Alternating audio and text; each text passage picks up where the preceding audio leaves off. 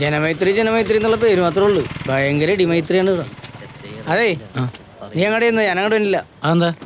ഞാൻ അങ്ങനെ വന്ന് ശരിയാവില്ലെന്ന്. നമുക്ക് നാട്ടിലൊരു വിലയൊക്കെ ഉള്ളതല്ലേ. എല്ലാ ദിവസവും വന്ന് ഇവിടെ ഒന്ന് ഇടിമേടിക്കാൻ നേർച്ചൊന്നുമില്ലല്ലോ.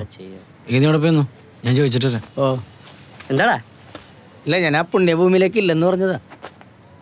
ബേബി അല്ലേ? ഇടോ, അവൻ്റെ നമ്പർ ട്രേസ് ചെയ്തപ്പം മൊബൈൽ ഫോൺ ഓഫ് ആയിരിക്കുന്നത് റെയിൽവേ സ്റ്റേഷൻ ടവറിൻ്റെ പരിധിയിലാണ്.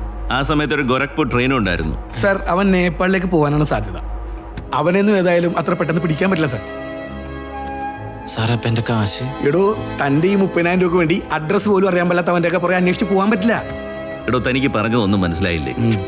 സാറേ, അത് എടോ, ഈ കള്ളന്മാർക്കൊരു പൊതു സ്വഭാവമുണ്ട്. ഒരിക്കൽ കട്ട കാശ് കഴിഞ്ഞു കഴിഞ്ഞാൽ പിന്നെ വീണ്ടും ഇറങ്ങും കക്കാൻ. അതുകൊണ്ട് തന്നെ ഏതെങ്കിലും കേസിൽ എവിടെയെങ്കിലും വെച്ച് നമുക്ക് അവനെ പൊക്കാനും പറ്റും. അപ്പൊ നമുക്ക് അവനെ മാതൃകാപരമായിട്ട് ശിക്ഷിക്കാം, അല്ലേ സാറേ? അതെ. ഞാൻ അപ്പോഴേ പറഞ്ഞാലും മരക്കൂടി നടപടിയാവൂലെന്ന്. ആൾക്കാരൊക്കെ പ്രൈസ് അടിച്ച കാശ് ചോദിക്കാൻ തുടങ്ങി. കുറച്ചേ ഉള്ളു, എന്നാലും കൊടുക്കണ്ടേ. എല്ലാം കൂടി ഒരു 10-25,000 വേണ്ടി വരും. നിനക്ക് ഞാനൊരു ജങ്കാറ ഐഡിയ പറഞ്ഞു തരട്ടെ? എന്താ ഐഡിയ? തൽക്കാലം നിനക്ക് 25,000 രൂപ ആവശ്യമുള്ളൂ. ആ, നീ ഒരു 50,000 രൂപ ലോൺ എടുക്കുക. ബാക്കി 25,000 കൊണ്ട് നമുക്ക് ഈ ടെൻഷൻ മാറ്റാൻ ടൂർ പോകാടാ. ഒരൊറ്റടി എന്നാണ്ടല്ലേ. ബാക്കിയുള്ളതിനോട് സാറിന്റെ ബാങ്കിൽ ആധാരം വെച്ച് 4 ലക്ഷം രൂപ ലോൺ എടുത്തിട്ട് ഇപ്പൊ പലിശയും കയറി വീട് ജപ്തിയാറായി. അപ്പോഴവന്റെ പിന്നെ ലോണ്. അതെ, പ്രാക്കുവാനുണ്ടല്ലോ. ഒന്നിറങ്ങിയ മോളെ, നീ അറിഞ്ഞ നിന്റെ കട സീലി വെച്ച് കട പൊളിക്കാനുള്ള നോട്ടീസ് കിട്ടി. ക്ഷണക്കത്ത് പഠിച്ച് ആൻസി.